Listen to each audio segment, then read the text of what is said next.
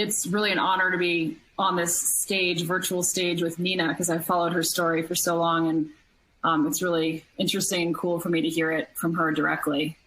So I'll try to provide some insight that will complement what she said, because a lot of what she said is what I would say as well, and is really important. I entered the rare disease world 4 years ago when my daughter Mila was diagnosed with a very rare form of Batten disease. She had been, an incredibly normal, outgoing child. I live in Colorado.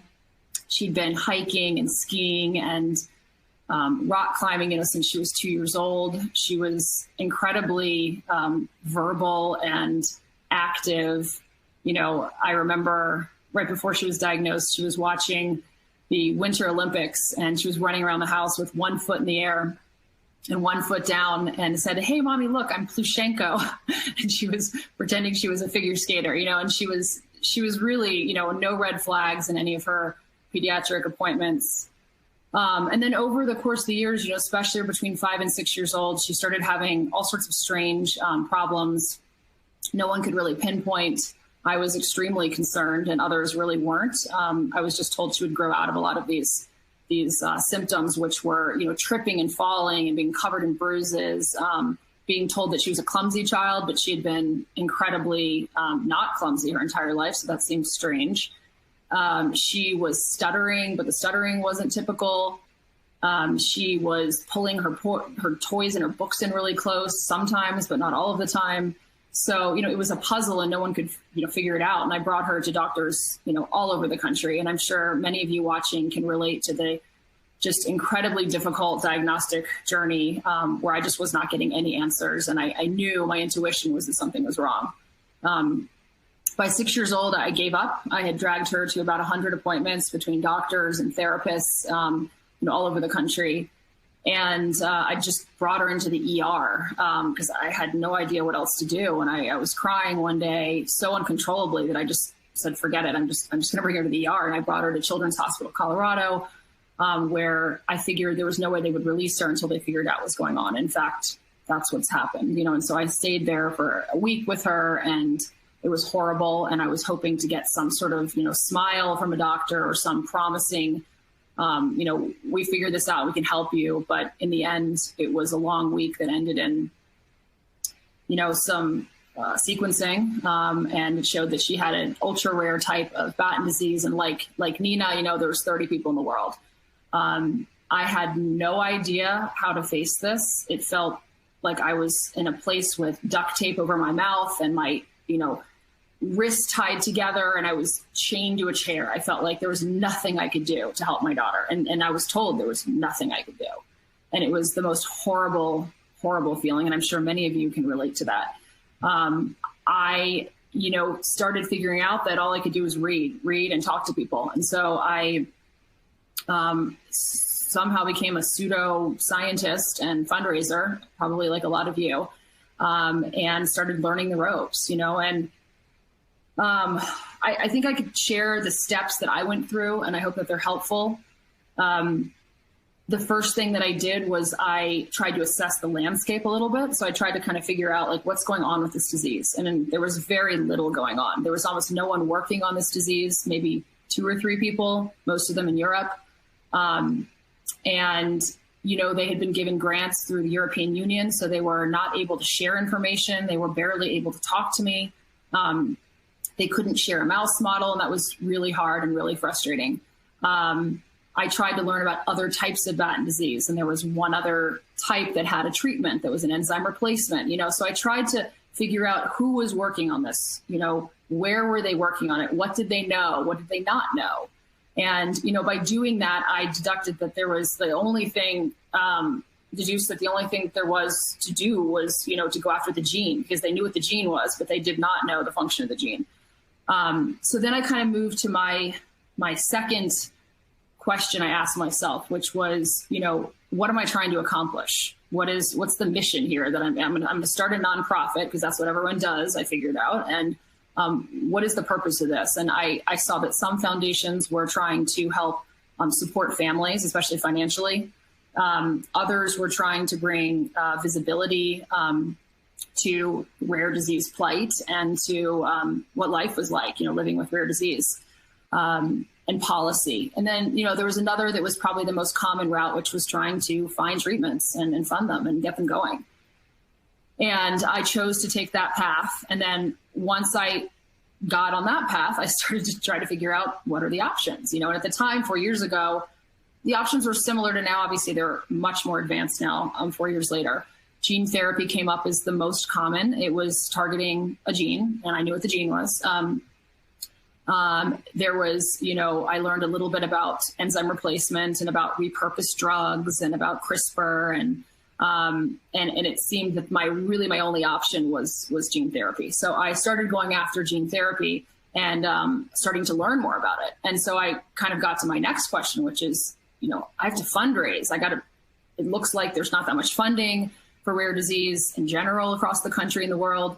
So I got to fund this. So how am I, it's great to assume that other people are going to fund it, but it wasn't happening. So I had to figure out how much I needed to raise. And that was really hard for me because I talked to tons of people and they, gave me all different numbers. And eventually, in my case, I started hearing the same number and it was $4 million.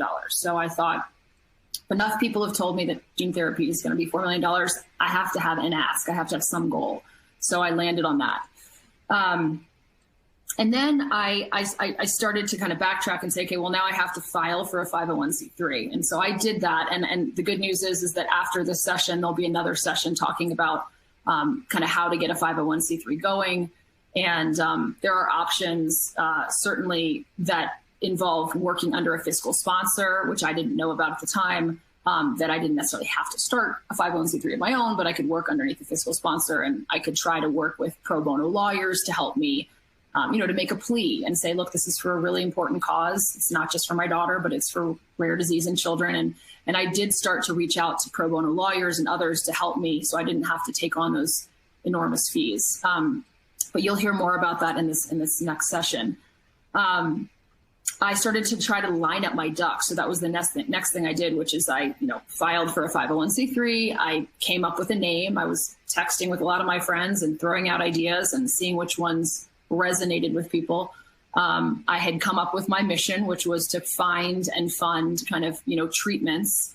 I was hesitant to use the word cures. I realized that it was still early in the game. And for Batten disease, but other neurodegenerative diseases as well. So I really wanted to keep that open to learnings across all kind of similar diseases.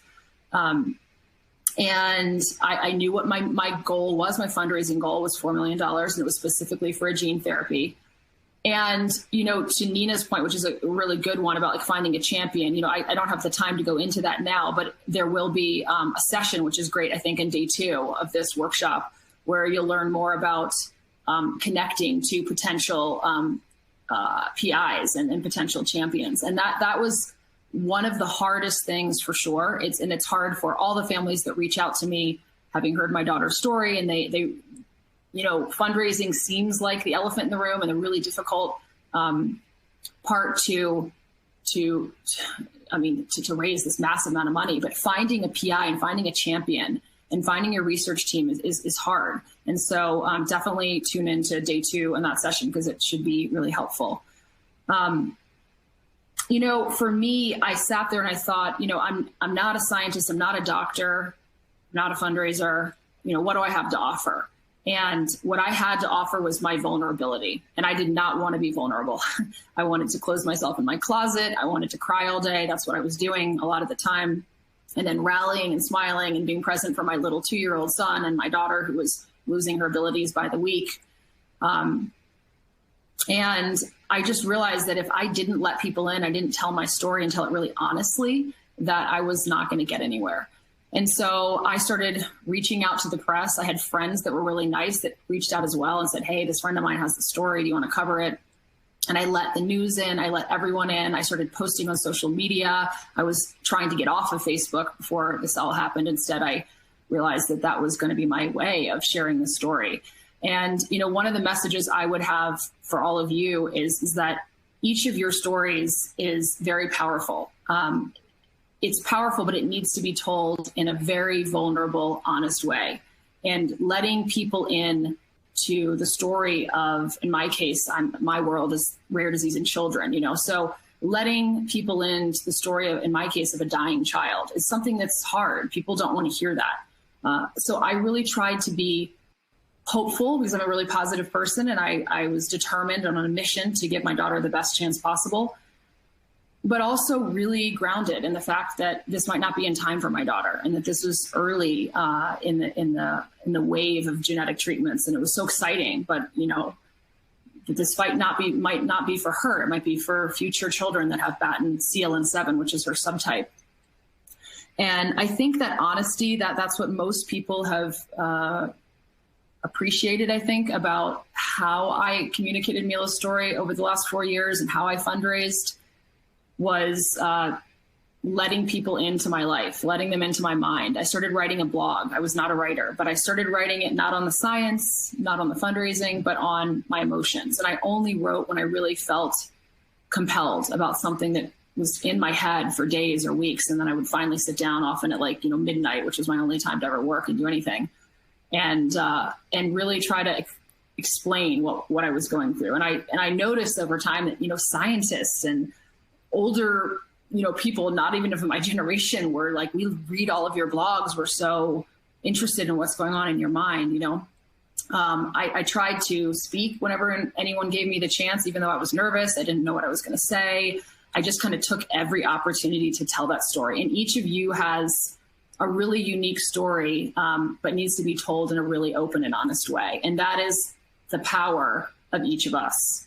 So I tried to storytell in a compelling way that was kind of easy in some ways for me because it was honest. I was just telling people, admitting to people what I was feeling, and that this hope and excitement and this devastation and exhaustion and sadness at the same time.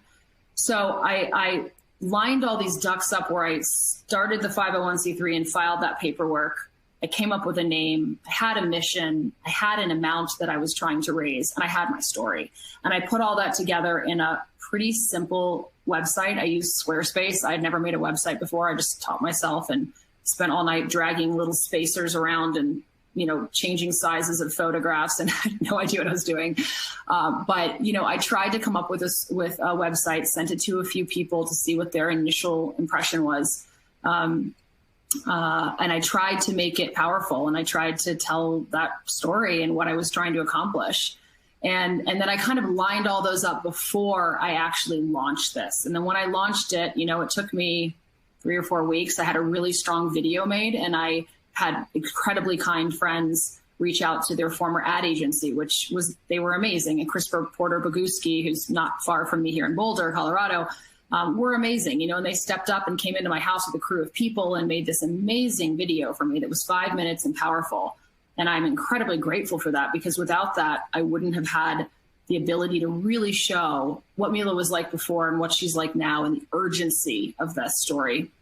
So, I felt like I needed to tell the story well, tell it concisely, and just make sure that the world saw both the sadness, the urgency, and the hope, in the story. And I know many of you can relate to that. So, that's really those were like the main steps that got me there. And I tried my very best to collaborate also with other people that had children that had the same type of Batten disease. I found personally that a story is stronger when it's told about one child. And so I went on my intuition on that, and I stuck with always telling Mila's story and not giving statistics or showing other children, not because I didn't want to, because I think that it was more powerful, just a story of one. But I worked with other families, and they told their story in parallel to their community about their daughter or their son. And they raised money and they raised awareness. And we did work together kind of behind the scenes. We collaborated and kind of collected funds under our foundation that went towards, originally towards this gene therapy.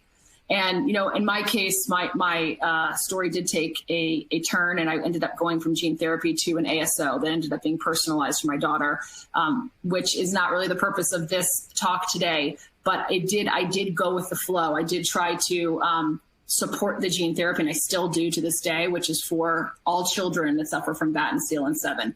And then in parallel, I did follow this, hyper-personalized treatment that my daughter ended up being incredibly lucky and fortunate to have received a year later, which was antisense oligonucleotide, or ASO, which kind of came up because of my persistence to find a missing mutation. And so I pursued both of these at the same time. My foundation still works on both of these at the same time, and they offer, honestly, my daughter's not doing very well right now, so they don't offer necessarily life to her, but they offer an incredible path for not just Batten-Steel-7, but also personal medicines across rare disease for, potentially hundreds or thousands of diseases if this ends up becoming a new therapeutic path. So always considering children beyond my daughter. So I hope that that's helpful. And thank you for having me.